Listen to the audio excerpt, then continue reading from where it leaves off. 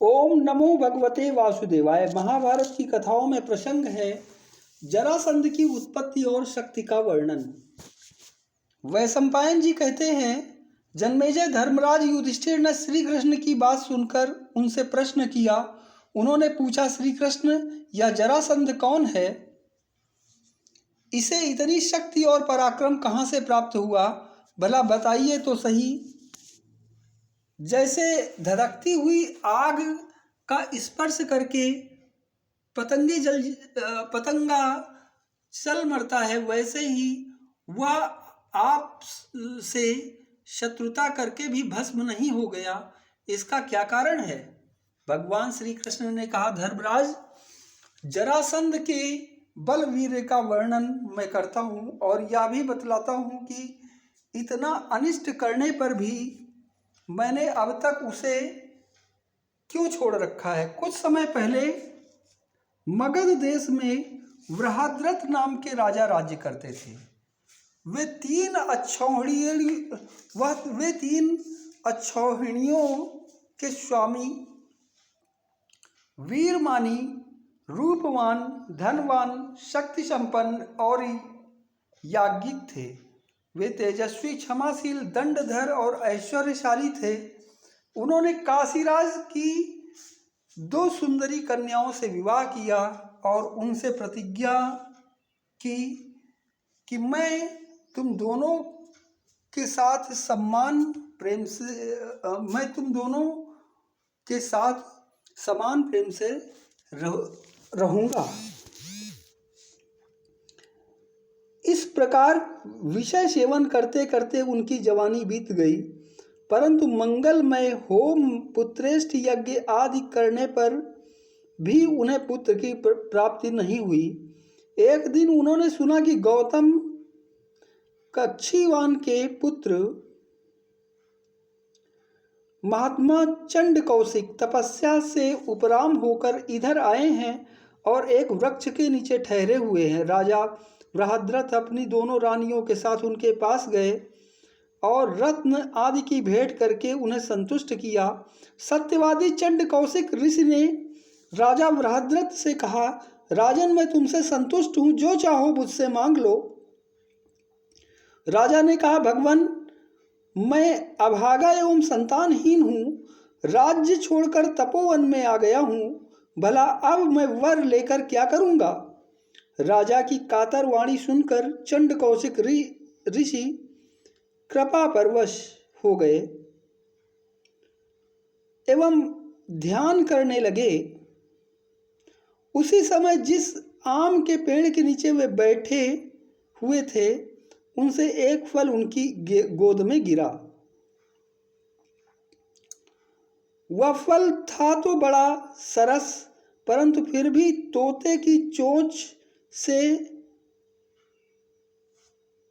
अछूता था। महर्षि ने उसे उठाकर अभिमंत्रित किया और राजा को दे दिया। वास्तव में उन्हें पुत्र प्राप्ति कराने के लिए ही वह गिरा था।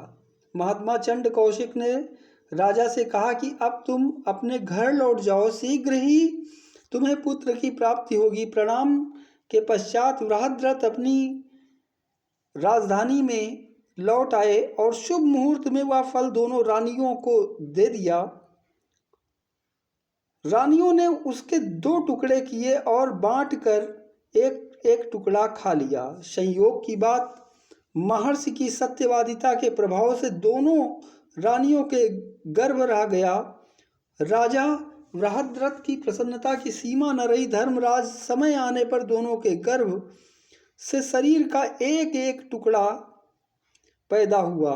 प्रत्येक में एक आंख, एक बाह, एक पैर, आधा पेट, आधा मुंह और आधी कमर थी। उन्हें देखकर दोनों रानियां कांप उठी। उन्होंने दुख से घबराकर यही सलाह की कि इन दोनों टुकड़ों को फेंक दिया जाए। दोनों की दासियों ने आज्ञा पाते ही दोनों सजीव टुकड़ों को भली भांति ढककर रनिवास के बाहर डाल दिया। राजन, वहां एक राक्षसी रहती थी, उसका नाम था जरा। वह खून पीती और मांस खाती थी। उसने उन टुकड़ों को उठाया और संयोगवश सुविधा से ले जाने के लिए एक साथ जोड़ दिया। बस अब क्या, दोनों टुकड़े मिलकर एक महाबली और परम पराक्रमी राजकुमार बन गया। जरा राक्षसी आश्चर्यचकित हो गई। वह वज्र कर्कश शरीर कुमार को उठा तक न सकी। कुमार ने मुट्ठी बांधकर मुंह में डाल ली और वर्षाकालीन मेघ की गर्जना के समान गंभीर स्वर से रोना शुरू किया। रनिवास के लोग यह शब्द सुनकर आश्चर्यचकित हो राजा के साथ बाहर निकल आए। यद्यपि रानियां पुत्र की ओर से निराश हो चुकी थी, फिर भी उनके स्तनों से दूध उमड़ रहा था। वे उदास मुंह से पुत्र दर्शन की लालसा से भरकर बाहर निकल आई। जरा राक्षसी राज परिवार की स्थिति, ममता, लालसा और व्याकुलता तथा बालक का मुंह देखकर सोचने लगी कि मैं इस राजा के देश में रहती हूँ। इसे संतान की बड़ी अभिलाषा है, साथ ही वह धार्मिक और महात्मा भी है। इसलिए इस नवजात सुकुमार को नष्ट करना अनुचित है। अब वह मनुष्य रूप धारण करके बालक को गोद में लिए राजा के पास आकर बोली, राजन, यह लीजिए अपना पुत्र। महर्षि के आशीर्वाद से आपको यह प्राप्त हुआ है। मैंने इसकी रक्षा की है, आप इसे स्वीकार कीजिए। राक्षसी के इस प्रकार कहते न कहते रानियों ने उसे अपनी गोद में लेकर स्तनों के दूध से सींच दिया। राजा बृहद्रथ यह सब देख सुनकर आनंद से फूल उठे।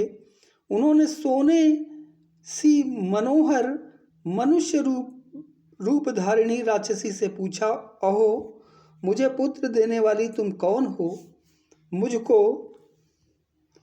ऐसा जान पड़ता है कि तुम कोई देवी हो, क्या यह सत्य है? जरा ने कहा, राजन, आपका कल्याण हो। मैं जरा नाम की राक्षसी हूँ। मैं आदरपूर्वक आराम से आपके घर में रहती हूँ। मैं सुमेरु सरीखे पर्वत को भी निगल सकती हूँ। आपके बच्चे में तो रखा ही क्या है, किंतु मैं आपके घर में सर्वदा सत्कार पाती हूँ। आपसे प्रसन्न हुई, इसलिए आपका पुत्र आपके हाथों में सौंप रही हूँ। धर्मराज, जरा राक्षसी इतना कहकर अंतर ध्यान हो गई और राजा बृहद्रथ नवजात शिशु को लेकर अपने महल में लौट आए। बालक के जात कर्मादि संस्कार विधि पूर्वक हुए। जरा राक्षसी के नाम पर सारे मगध देश में उत्सव मनाया गया। बृहद्रथ ने अपने पुत्र का नामकरण करते हुए कहा कि इस बालक को जरा ने संधित किया है, अर्थात जोड़ा है, इसलिए इसका नाम जरासंध होगा। बालक जरासंध शुक्ल पक्ष के चंद्रमा के समान एवं हवन की हुई आग के समान आकार में बल में दिन दिन बढ़ने लगा तथा अपने माँ बाप को आनंदित करने लगा।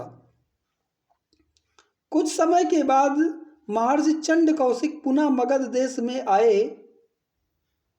राजा ने उनकी बड़ी आवभगत की। उन्होंने प्रसन्न होकर कहा, राजन, जरासंध के जन्म की सारी बातें मुझे दिव्य दृष्टि से मालूम हो गई थी। तुम्हारा पुत्र बड़ा तेजस्वी, ओजस्वी, बलवान और रूपवान होगा। इसके बाहुबल के आगे कुछ भी अप्राप्य न होगा। कोई भी इसका मुकाबला नहीं कर सकेगा और विरोधी अपने आप नष्ट हो जाएंगे। देवताओं के अस्त्र शस्त्र भी इसे चोट नहीं पहुंचा सकेंगे। सभी लोग इसकी आज्ञा मानेंगे और तो क्या, इसकी आराधना से प्रसन्न होकर स्वयं भगवान शंकर इसे दर्शन देंगे। इतना कहकर महर्षि चंड कौशिक चले गए। राजा बृहद्रथ ने जरासंध का राज्य सिंहासन पर अभिषेक किया और स्वयं वे रानियों के साथ वन में चले गए। वास्तव में जरासंध की शक्ति महर्षि चंड कौशिक के कहे जैसी ही है। यद्यपि हम लोग बलवान हैं, फिर भी अब तक नीति की दृष्टि से उसकी उपेक्षा करते हैं। ओम नमो भगवते वासुदेवाय।